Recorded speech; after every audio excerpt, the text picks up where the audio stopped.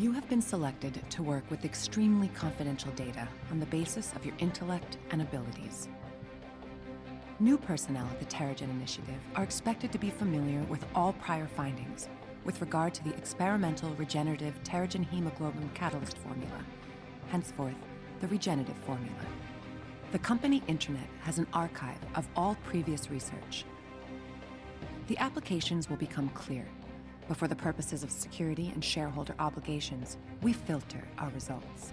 The primary goal must always appear to be the complete cure of the inhuman condition through use of the formula, even if your work takes you in another, more important direction. We at AIM have certain expectations of you. Failure to live up to expectations at this stage puts you in a dangerous position, operationally speaking. You have all been through rigorous vetting. We are working with arguably the most important discovery in the history of scientific inquiry. Do not disappoint.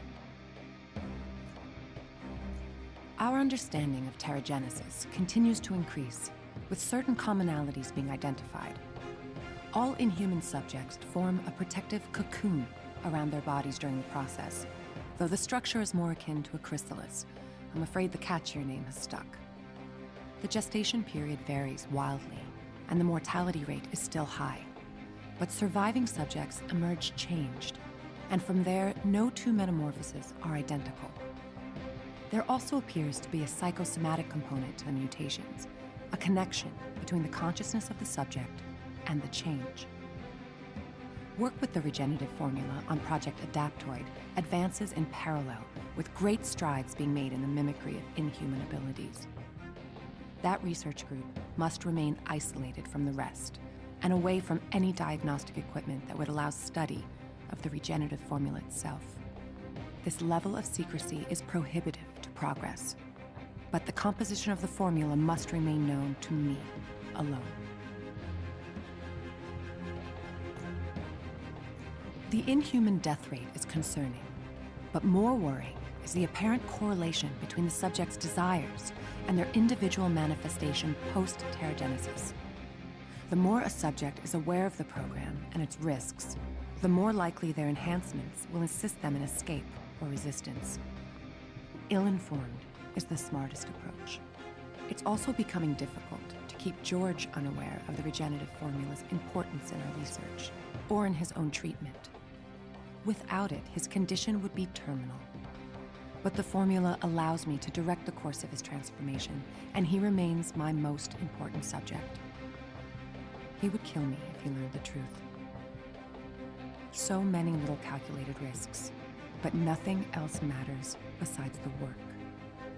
We're on the event horizon of nothing less than total human evolutionary apotheosis, or extinction. Someone has to be the adult in the room and make the hard choices. AIM has scraped together enough vibranium to continue research into quantum causality for now. If the implications of our early tests are correct, we may be rewriting the common conception of linear time before the decade is out, but we will soon need a new supply. I've made initial overtures to the Wakandan government now that I am in a position to do so, but I don't believe it will amount to much. We will need far more than they will part with willingly. Tarleton continues to act like my prominence in public life is something I desired, not something I endure. Before A-Day, I mirrored his resentment at being sidelined by Tony and the Avengers. I let that be our bond, a false longing for credit and fame. As if I didn't manufacture the situation to position myself exactly where I want it to be. People are always willing to believe that you share the same desires.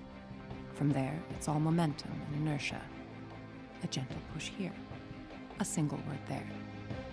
Then you let them do the work and think it was their idea all along. People can be so easy.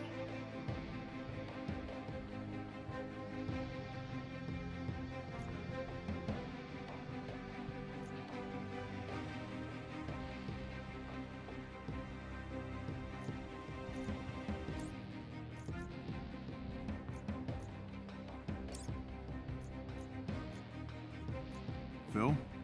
Well, first, Thanks for inviting me to come on your show to set the record straight. As the world grows more complex, the dangers we face have adapted. We can no longer take a localized approach to protecting this nation or the world. The Avengers must become a global organization. Our new West Coast headquarters is just the first step. As for the Chimera, and people much smarter than I am have explained it's powered by the Stark patented Terrigen reactor, capable of generating clean, efficient power. Not only will we be more mobile, more able to react to danger, we're working toward improving the world in peacetime as well as in crisis. Is this helicarrier designed for conflict? Well, yes. The Avengers' primary mission is to defend the public from harm. And sometimes that requires a little muscle, you know? When terrorists attack, even if we do our jobs, damage is done. People get displaced. Whole areas are deprived of power and basic food and water. But with the Chimera as our new mobile headquarters, we'll be able to solve some of these problems. So yeah, the Chimera is a military vessel, but it will also allow the Avengers to give something back to the world. I don't appreciate Stark Industries setting roots in my own backyard without so much of a courtesy call. Tony loves to play this all off like the natural growth of the Avengers, but this whole thing reeks of his ego, just like the inside of his tin tux. I know you're working closely with him, and I don't want to sour your working relationship, but sometimes you'll find you just need to outmaneuver him, or else he's always going to construct a scenario where he's the hero on center stage. PIM Technologies has been in the region doing similar work on clean energy generation, but he never even bothered to talk to us, because it's all about him, not about the science. And the public will eat it up. Anyway, I'm ranting. I'm glad you reached out, Monica. You could use someone who knows Tony and what he's capable of in your corner.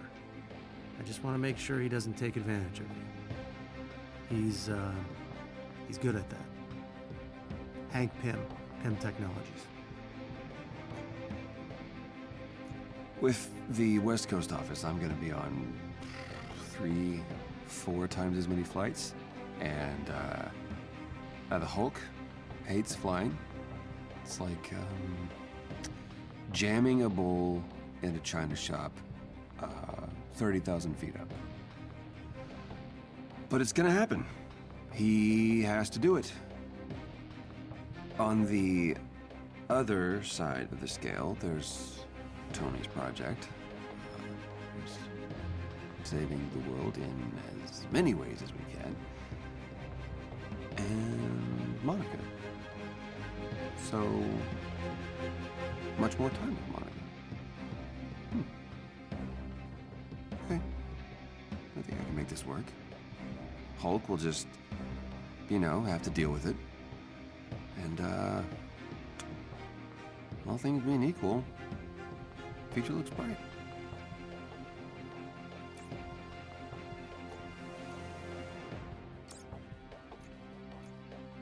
Ms. Romanoff, would you say you are the second in command of the Avengers organization? No. I don't suppose you could clarify, in Captain Rogers' absence, who speaks for the Avengers? We never had a formalized plan for what would happen if... I can do my best to speak on behalf of the others, but Cap... Only Steve could have truly spoken for all of us.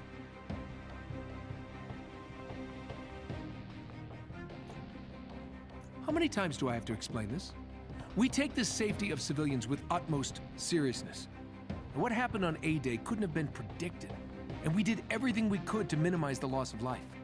So, you're saying, for the record, that the Avengers do not pose a risk to the citizens of this country? I am saying that again.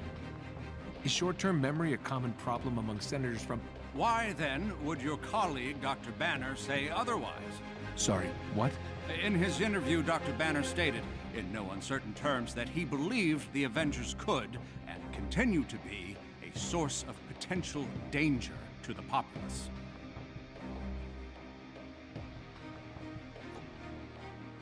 We're leaving everything behind. All the hardware, the drives, everything. I don't like this any more than you, but given the circumstances, I don't think we have a choice. Hill gave me one exception. Quinjet F-530 should be scrubbed from the manifest. No one from AIM will know it's here. Per your other concern, we'll flush the network before we shut the lights off. It's clear AIM does not have the same priorities as us, so I'm not taking chances. We've had shakeups before, but I'll be honest, since A-Day, this is uncharted territory for us all. In 6 months, my guess is S.H.I.E.L.D. will be dissolved entirely. I know you're freaked out, and that's good, because so am I. But I need you to keep up appearances for now. I've got your back.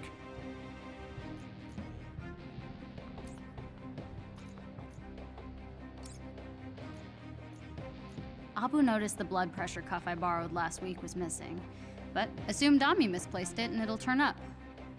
It's not like he needs to use it anymore. It was just a precaution when he had that heart attack scare. So far, according to the internet, my blood pressure's normal. So is my pulse and my temperature, thanks to that children's thermometer I found in the bathroom cupboard. I'm trying to think of what else I could test to see if I'm getting sick, but that would involve stealing more medical equipment. I kind of wish Abu worked in a hospital instead of a bank. I also kind of wish Abu would let me talk to him more about this stuff. But he wants to pretend like A-Day never happened. He might be the only one in the entire country. In one of the tallest buildings in New York, the Avengers lounged in their tower, waiting for a world needing saving. All was peaceful for once on a rare, calm day for the world's greatest superheroes. That is, until Iron Man barged in the living room, swinging a plunger like a sword.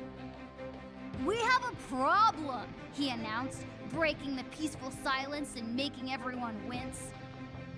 Dr. Bruce Banner peeked over the glasses resting on his nose. He wrinkled his brow, narrowing his eyes at the interruption to his readings.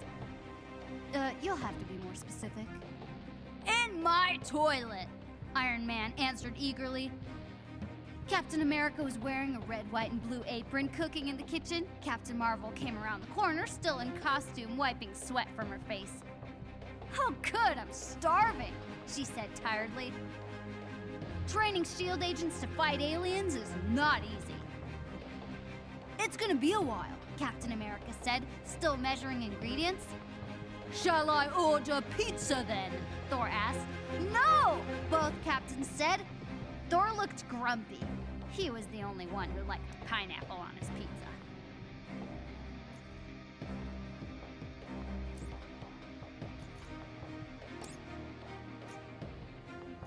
Hey, Lenny. Long time no see. George passed on your message. Cute address. By the way, I'm assuming you made it just for me. You're right to be angry. I shouldn't have left the table without saying a proper goodbye the other night. I'll cut to the chase. You'll have your money, and a lot faster, if I have full use of my knees. No need to find out where I live, no need for more threats. Give me 3 days, and we'll both be able to walk away happy. What do you say? Hugs and kisses. Tony.